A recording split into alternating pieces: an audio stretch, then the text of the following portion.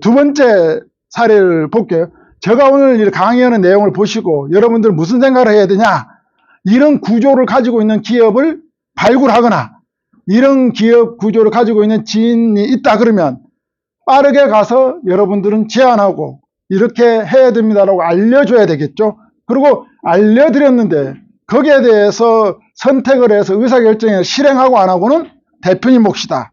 근데 여러분, 대표님 몰라서도 안 할 수 있기 때문에 알려주는 게 매우 중요하다라고 이렇게 보면 되고요. 여기는 이제 빌딩, 꼬마 빌딩은 이제 2개를 가지고 있어요. 꼬마 빌딩 2개 가지고 있고 법인사업자 1개를 가지고 있습니다. 법인사업자 상속가표는 200억이에요. 2개가 200억인데 이제 2개를 팔려고 그러면 양도소득세가 60억 정도. 이제 임대소득이 많이 나오고 있는 상황. 그러니까 건강보험료도 당연히 많이 나오고 있겠죠.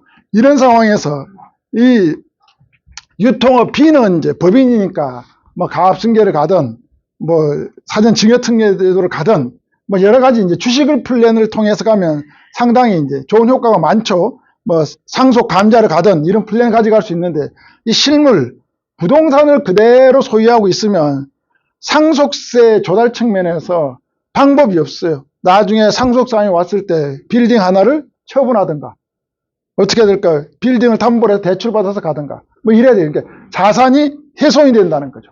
자녀 세대로 넘어갈 때 그대로 넘어갈 수가 절대 없죠. 그리고 상속세 납부 주체가 여기는 누구예요? 누가 상속세를 내는 겁니까? 여기는 몰라요? 안 가져봐서? 누가 내는? 자녀가 내는, 자녀 개인이. 자녀 개인이 상속가표가 200억이니까 상속세가 얼마예요? 100억이죠. 자녀가 현금을 지금 100억을 가지고 있어야만이 이 빌딩을 꼬마 빌딩을 가져갈 수 있다는 거죠. 그 자녀가 100억을 현금을 딱 쥐고 있는 자녀들이 많이 있을까요? 없을까요? 거의 없잖아요. 그럼 자녀는 100억을 만들어야 되잖아요. 만들기 위해서 자녀 입장에 소득활동을 하든 증여를 받든 무엇인가 해야 되잖아요. 100억을 만들기 위해서. 그 과정에서 비용이 또 생기겠죠. 소득세, 증여세. 그럼 100억을 만들기 위해서 얼마의 돈이 필요할까요? 자녀는 200억이 필요해요. 200억을 만들어서 100억은 소득세 내고 100억은 상속세 내는 거예요. 이해되십니까? 이 말을요? 이 말이 이해가 안 되면 절대 안 되는 거예요. 이 자녀는 2가지의 세목을 세금을 내도록 되어 있어요. 돈을 만들기 위한 소득활동 또는 증여받던 자금을 만들기 위한 그 활동으로 인해서 발생되는 세금을 증여세를 내든 소득세를 100억을 내야 돼야만이 세후에 100억 있는 가지고 또 뭐 세금 낸다고? 상속세 세목을 납세한다. 그럼 자녀가 세금을 납세하는 게 유리합니까? 지금 불리합니까? 유리해요? 불리하잖아요. 매우 불리하죠. 그러면 자녀가 상속세를 내지 않도록 구조를 바꿔줄 필요가 있다는 거예요. 누구와 상속세를 내도록 해주면 좋을까요? 법인이 상속세를 내도록 구조를 바꿔주면 매우 좋겠죠. 그러면 자녀가 굳이 돈을 100억을 만들기 위해서 소득세를 내고 이런 활동할 필요가 없이 법인에만 돈이 있으면 법인 돈 갖고 그대로 세금 내는, 법인에만 100억이 있으면 그 100억 가지고 그대로 세금 내면 끝날 수 있도록 그렇게 구조를 짜준다. 그래서 상속세 납부 주체를 자녀 개인 돈에서 법인 돈으로 상속세를 내도록 바꿔준다라는 게 상속세 조달 측면에서 효율적으로 세금을 줄일 수 있는 이런 방법이다 보시면 될 것 같습니다.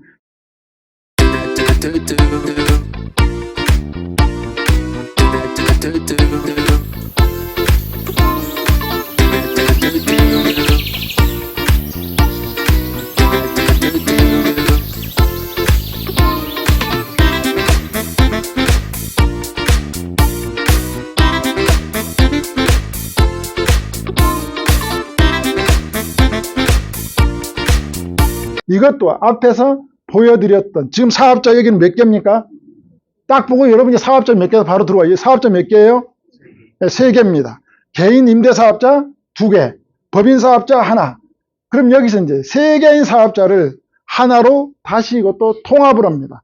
그럼 통합을 하려고 그러면 빌딩 2개를 소유자 사전 개인에서 누구로 통합을 하냐면 법인으로 소유주를 바꿔주는 거예요. 소유주를 바꿔주려고 그러면 팔거나 증여하거나 뭐 이런 방법뿐이 없겠죠. 그러면 여기서 이제 판다는 거예요. 양도. 양도를 하게 되면 아까 좀 전에 앞에서 제가 설명드렸던 내용대로 이렇게 양도를 합니다. 그러면 여기 돈이 지금 200억짜리인데 200억이란 돈이 대금을 줘야 되잖아요. 200억 돈이 법인에 있어요? 없어요? 없을 가능성이 매우 높죠. 그럼 200억에 대해서 줄 돈이 없으니까 뭘로 대신 준다 그랬어요? 아까? 신주를 발행해서 주식을 발행해서 교부해 준다. 교부 한 주당 교부 가액은 어떻게 결정한다고 그랬어요? 시가로 결정한다. 그러면 5천원짜리가 20만 원이니까 200억이 들어왔으면 거의 199억이 들어와요. 그럼 199억 차이분을 그걸 보고 뭐라고 그랬어요? 아까? 자본활동으로 늘어난 잉여금이라고 그래서 자본잉여금이라고 그랬죠. 그 자본잉여금은 99억이란 자본잉여금이 법인에 쌓여 있다. 법인에 있는 주주가 99억을 추후에 가지고 나갔을 때 세금이 있다 없다? 없다. 그럼 일단 99억이란 돈을 법인 돈을 그냥 세금 없이 활용할 수 있는 방법이 됐고, 그러면 세금이 99억을 가져오는데 세금이 없어지는 거니까 또 여기서도 60억이란 돈을 소득세가 절세가 되는 거죠. 그러고 나서 사장님이 이제 부동산을 갖고 있던 걸 뭘로 갖고 있는 거예요? 주식으로 갖고 있는 거다. 이 과정에서 양도소득세는 지금 사장님이 낸다 안 낸다? 안 낸다라고 제가 말씀을 드렸어요. 자, 그럼 이렇게 와서 이제 사장님이 주식으로 갖게 되는 거죠. 주식으로 가졌을 때 나중에 상속세가 이제 어떻게 나올 거냐? 주식이 상속될 거예요. 주식이 70% 주식이 자녀로 상속이 되겠죠. 그럼 70% 주식이 상속이 되면 이 중에 절반 35%가 상속세겠죠. 35%를 누구로 주면 돼요? 세금 낼 돈 없으면 누구 주면 돼요? 누구로? 물납으로 줘버리면 돼요. 주식 35%. 물납으로 줘버리면 돼요. 그러면 세금 낼 돈이 없어요. 근데 여기서 물납이 됩니까? 안 됩니까? 부동산으로 물납을 해야 돼. 여기서는 주식으로 물납을 해. 그럼 주식으로 물납되는 게 30%는 누가 갖게 되는 거예요? 기재부에서 갖게 되는 거죠. 70%는 누가 갖게 되는 거예요? 자녀가 갖게 되는 거죠. 그렇죠? 그러면 회사를 경영하는 데 있어서 70% 가지고 있으면 장애 요인이 있어요? 없어요? 없습니다. 전혀 없어요. 자, 그럼 이제 30%를 기재부에서 이제 가지고 있는 거죠. 그럼 기재부에서는 이걸 30%를 가지고 현금화하려고 할 겁니다. 주식을 받았기 때문에. 현금화하려고 그러면 이제 어디서 현금화를 처리합니까? 어디서 처리해요, 현금화를? 자산관리공사에서 공매 절차를 가져가죠. 자, 그럼 이게 30%가 이게 100억짜리 가치가 있단 말이죠. 100억에서 50억이죠, 30%. 이게 50억 가치가 있는 주식이 30% 나와 있어. 그냥 공매 결차를 가져가면 이게 50억에 사가세요라고 이제 내놓으면 다른 제3자들이 나 30% 취득하고 50억 내놓을게. 취득가에 50억 내놓고 이럴 사람이 많을까요? 적을까요? 아예 없다고 다른죠. 없다는 거죠. 여러분이랑 그렇게 멍청한 투자를 안 하겠죠. 그죠? 아주 우둔한 투자잖아요.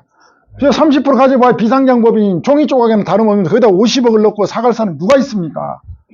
그러니까 공매 가봐야 주인을 찾기가 매우 어렵다는 기사가 종종 나와요. 그럼 국가에서는 현금화를 해야 되는데 휴지 조각에 다르면 30% 지분 갖고 있으면 안 되잖아요. 그러니까 어떻게 해도 유찰되니까 다시 뭘 하죠? 2차, 3차 이렇게 이제 낙찰될 때까지 공매 절차를 가져가면 이게 몇 프로까지 떨어질 수 있어요? 40% 정도까지 떨어질 수가 있어요. 그럼 50억짜리 세금을 40%면 얼마입니까? 20억을 디스카운트 바로 시키죠. 30억에 대해서 주고 사올 수도 있어요. 누가 사오면 될까? 그때 30억을. 법인에서 사오면 되죠. 50억짜리 세금, 50억 세금을 안 내버렸고 30억을 법인에서 자사주로 사들어오는 거예요. 그럼 법인 돈 30억을 사들였죠. 그러고 난 다음에 법인에서 뭘 하면 됩니까? 사들였으니까. 예, 소각 처리를 합니다. 그 소각 처리를 하면 뭐 의제 배당이 되냐 뭐 또 이런 질문해요. 그러니까 의도 많이 들었어. 소각하면 의제 배당이 된다라고. 그러니까 의제 배당이 되는 케이스가 있고 안 되는 케이스가 있고 그런데도 그냥 소각하면 무조건 의제 배당이 된다고 해요. 자, 여기는 의제 배당이 돼요. 왜?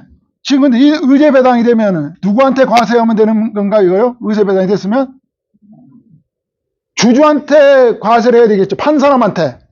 판 사람 누가 팔았어요, 여기는? 누가 법인에다 팔았습니까? 예, 정부에서 파는 거잖아요. 자산관리공사에서. 이건 못 쫓아오면은 큰일 나요, 지금. 지금 이게 뭐냐면 제가 쭉 가면 여기 오면 이렇게 차근차근 이렇게 이야기하고 있는데 그거 못 쫓아오면 지금 큰일 납니다. 이거. 50억짜리 세금을 안 내고 물납을 갔어요. 유찰되고 20억 디스카운트로 30억으로 회사에서 현재 주인은 누굽니까, 이거? 예, 자산관리공사죠. 그 주식 자산관리공사를 대상으로 법인에서 사들여요. 자산관리공사에다 얼마를 줬을까요? 30억 줬죠. 그럼 자사주가 갖고 있죠. 자사주를 소각 처리해요. 그러면 이 이익을 본 사람이 누가 이익을 봤어요? 의제배당이. 자산관리공사가 이익을 받잖아요. 정부에서. 정부에서 세금 낼 일이에요. 그걸 왜 고민하냐는 거죠. 그러면 소각 처리해버리면 이제 주인은 어떻게 됩니까? 자녀가 100이 되죠. 이해되셨어요? 근데 만일에 이걸 개인으로 가지고 있었으면 이런 플랜이 가능하다, 불가하다? 불가하다는 거죠. 그러면 제가 이렇게, 아까 자녀가 이렇게 현재 구조는 100억이 필요했어요. 100억이 필요했는데 이렇게 가버리니까 세금 얼마 냅니까 지금? 30억 내고 끝났잖아요. 그것도 누구 돈 갖고? 법인 돈으로 30억 내고 끝났고, 여기는 누구 돈 갖고 100억을 냈어요? 자녀 돈 갖고 100억을 냈어야 되고. 그럼 200억을 소득세가 200억을 내야 될 걸 결국은 법인 돈으로 얼마로 끝낸 겁니까? 30억으로 끝났다 라고 보는 거죠. 이렇게 가든가, 이제 세금 낼 돈이 있다 그러면, 지금 세금 낼 돈이 없을 때 제가 물납 처리해버리라고 그랬잖아요. 세금 낼 돈이 있다 그러면 어떻게 될까요? 법인에서 바로 그냥 상속받아서 50억 상속받은 거죠. 그대로 법인에다 팔아서 50억을 꺼내서 내버리면 끝나겠죠. 그러면 어떻게 되죠? 50억 받아서 취득가가 상속 당시 가격이니까 자녀 입장에서 차이가 없어요. 그래서 감자 처리해도 의제배당이 안 나와요. 그래서 더 100을 가져간다. 그래서 이런 구조, 통합을 사업자로 하나로 만들어주면 상당히 파워풀한 절세 전략을 가져갈 수 있다. 그럼 이 과정에서 단순하게 하나의 그 전문 영역이 아니다라고 제가 서두에 말씀드렸어요. 이 과정에서 이제 세무 영역도 등장하고, 세무 전문가 영역, 회계 전문가 영역도 등장하고, 또 어떤 영역이 등장하냐? 감정평가 영역도 등장하고, 또 이거 뭐냐? 법무 영역이 등장해요. 상법. 그래서 여기는 이제 또 누가 여기서 하냐? 이렇게 통합하는 절차가 적절한지 안 한지를 주식을 교부해 준다 그랬잖아요. 이거 관리 감독관이 필요해요. 자기들끼리 우물뚝뚝인데 이거 해갖고 이거 100억 해서 주식 1억 교부해주고 이러면 되는 게 아니에요. 누구의 승인을 받도록 돼 있어요? 법원의 승인을 받도록 돼 있어요. 판사의 승낙이 나야 돼요. 판사가 이걸 승낙 안 해주면 절대 못해요. 앞에 사례든 지금 사례든. 그러니까 판사가 승낙을 안 해주는 케이스가 상당히 많아요. 이거는 법인 자산을 자칫 잘못 보면 훼손할 수도 있고 주주의 이익을 극대화할 수도 있기 때문에 엄격한 잣대와 기준과 법률에 따라서 그 구성 요건이 맞아떨어져야 판사가 판결을 해줍니다. 결정을 해준다는 거죠. 그게 받기 어려워요. 그래, 이건 한 사람 영역이 아니에요. 저는 이걸 매년 이런 시스템을 한 20건 정도를 진행을 해요. 그러니까 저는 이제 법원에서 판사가 무엇이 궁금한 내용이고 어떻게 하면 빨리 결정을 받을 수 있는 노하우를 다 가지고 있다는 거죠.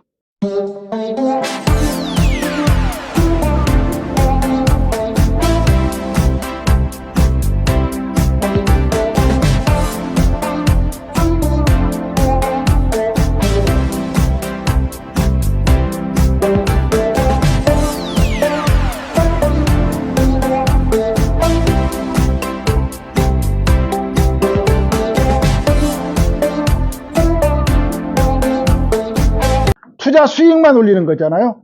생산성 활동에 투입되는 자원이 아니에요. 부동산은. 근데 제조업이라든지 법인 유통이라든지 이런 다른 법인들은, 다른 업종들은 생산성을 유발하는 업종들이에요. 그러니까 정부에서 중소기업에 대해서는 혜택을 주고 싶어요. 혜택을 주고 싶으니까 중소기업에 대해서 여러저러 이러한 이유로 중소기업에 대해서 여러 혜택을 많이 주고 있습니다. 임대사업도 부동산도 중소기업 테두리에 들어와 있단 말이죠. 그러니까 이 임대사업은, 부동산은 이 생산성 활동에 기여를 하지 않는 사회적 자원임에도 불구하고 오히려 이걸 중소기업으로 영향분을 주니까 오히려 이쪽으로 비대해져서 부동산 자산을 가져가려고 하는, 투자를 하려고 하는 수요가 많아지겠어요? 떨어지겠어요? 많아지겠죠. 그럼 부동산 가격이 올라갈까요? 떨어질까요? 올라가지 않겠습니까? 그러니까 이런 이제 부동산 임대업종까지도 중소기업 범위에 넣어놓고 영향제를 줄 필요가 있었을까요? 없었을까요? 정부 입장에서는 없어졌다는 거죠. 그러니까 요거 세법 개정안에 부동산 임대업은 중소기업에서 제외한다는 세법 개정이 하나 올라가 있어요. 이게 중소기업 간 통합이란 말이죠. 이게 이제 임대업이 중소기업이란 소리 아니란 소리, 이제 중소기업이 아니죠. 중소기업이 아니기 때문에 양도세 2월 과세를 해줄까요? 안 해줄까요? 이제 안 해준다라는 의미입니다.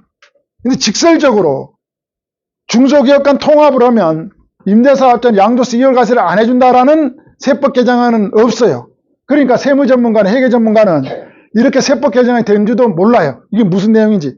그런데 중소기업 범위에서 제외를 함으로 인해서 당연히 중소기업자의 혜택 주던 거는 다 사라지게끔 세법 개정안이 돼 있다라고 보시면 될 것 같습니다. 그러면 이게 이제 얼마 통과된다 그러면 이러한 핵심 전략들이 얼마 남지 않았다라고 이렇게 보시면 될 것 같습니다. 파워풀한 절세 전략을 지금 가지고 가고 있는 거잖아요. 이걸 대표님들이 이제 인지를 하고 하려면 지금 이제 11월이잖아요. 11월, 12월 사이에 급하게 빨리 처리하는 의사결정이 필요한 시기다라고 이렇게 보시면 될 것 같습니다. 이렇게 직설적으로 중소기업 간 통합을 하면 양도세 2월 과세를 안 해줍니다라는, 양도세 과세합니다라는 세법 개정안은 없습니다.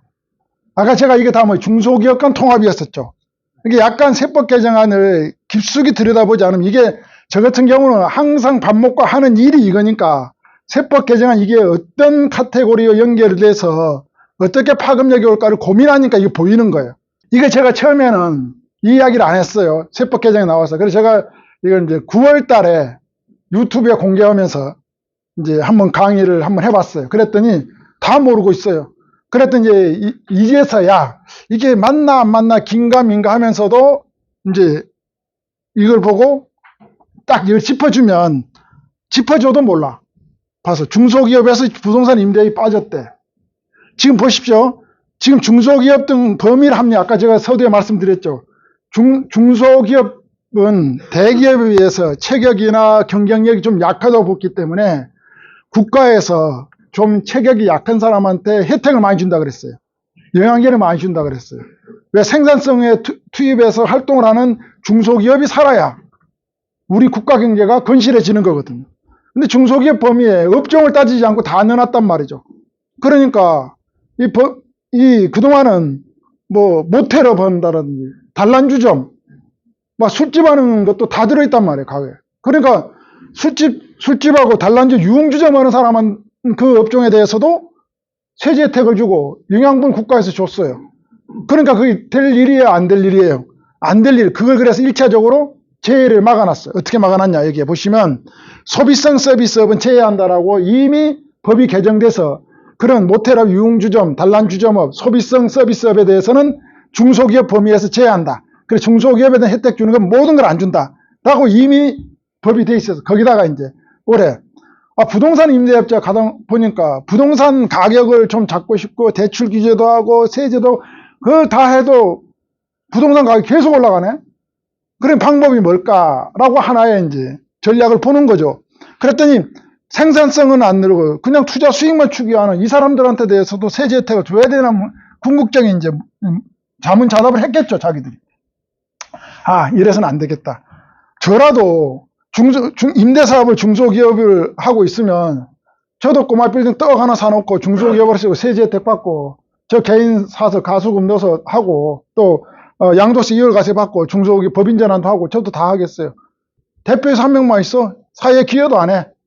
제가 봐서. 근데 가치는 방방방방 뛰어가지고 엄청나게 간단 말이죠. 그러면서 법인세 딸랑 19%씩 내고 임대소득 내고 이래. 그리고 자녀한테 나중에 주식으로 다 해버렸으니까 승계도 다 맞춰놨어. 그리고 취득세 낼 일도 없어. 이게 얼마나 꿀이에요, 꿀. 이걸 아는 사람이 바보인 거지. 그러니까 이렇게 해서는 안 되겠다라고 이제 판단이, 이게 이렇게 어떻게 파급력을 미쳐서 이렇게 진행되는지를 정부 당국에서 잘 몰랐던 거죠. 그런데 이게 만연화되고 기사에 많이 나잖아요. 신문 기사에. 연예인들, 누구들 부동산 얼마 주고 샀다가 5년 이상 시세 얼마 주고 팔았다. 뭐 가족법인 통해서 했다. 이런 내용 많이 나오잖아요. 이거 다 그럼 뭐죠? 그렇게 하면서 부동산 가치를 띄워 올리고 사회적으로 문제점을 야기하는 부분이 많이 있잖아요. 그런 이런 업종까지 정부에서 혜택을 줘야 되느냐, 영향력을 줘야 되느냐라고 판단한 겁니다. 그래서 거기는 아니다라고 봐서 지금 어떻게 됐다고, 이제 중소기업에서 부동산 임대업은 제외했다. 세법 개정안에. 이게 이제 통과되면 내년 1월부터서는 부동산 임대업도 중소기업이 아니니까 당연히 중소기업 간 통합에 따른 양도세 이월 과세라든지 또 그런 이제 취득세 감면이 될까요, 안 될까요? 안 된다는 겁니다. 여기에 그러면 법인끼리도 통합도 했을 때도 혜택을 줬거든요. 소규모 성실신고 소규모 법인도 해당이, 이게 누구냐, 이게 대부분 다 뭐냐, 법인인데 이미 법인한테 있는 임대법인들이 있어요. 거기도 이제 안 해주겠다는 거예요. 임대법인도 중소기업으로 범위에서 빼겠다. 개인 사업자 임대사업자도 중소기업 범위에서 빼고 법인 임대사업자도 중소기업 범위에서 빼겠다라는 세법 개정안이 올라와 있다. 이거는 이제 통과될 가능성이 매우 높다. 그래서 현재는 부동산 임대 법인 전환 시 양도세 이월 과세를 해주고 있다. 그런데 개정 세법안에 보면 부동산 임대업 법인 전환 시 양도세 이월 과세를 이제 불가다라는 거죠. 그럼 이렇게 되면 개인 임대사업자 법인 전환이 제한이 되죠. 양도세를 많이 내야 되는데 그렇게 내고 할 수가 없는 구조가 되는 거죠. 이렇게 해서 이제 그러면 주식을 갖고 있으면 아까 많은 일을 할 수 있었죠. 세금도 물납도 할 수 있었고, 주식을 갖고 있으면 많은 일을 할 수 있었죠. 아까 감자도 할 수 있었고, 그러면서 상속과표를 줄일 수 있고 여러 가지 많은 일을 할 수 있었단 말이에요. 또 자본거래도 할 수 있었고, 자본 잉여금을 만들어서 비과세도 만들 수 있었고, 여러 일을 할 수 있었는 주식을 활용한 절세 전략이 이제 불가지였다. 그럼 어떻게 해야 될까요? 올해 안에 빨리 주식으로 전환하는 통합이라든지 법인 전환 작업을 마친 이후에 내년에 이런 거래를 통해서 절세 전략을 가져가야 된다라고 이렇게 보시면 될 것 같습니다. 그래서 이러한 내용들을 이제 대표님들한테 많이 말씀을 해서 알려드려야 되고요. 이런 여건이 있는 대표님들은 신중하게 검토를 해서 실행할 수 있는 이제 전문가 집단을 빨리 만나셔서 진행을 하셔야 된다라고 이렇게 보시면 될 것 같습니다.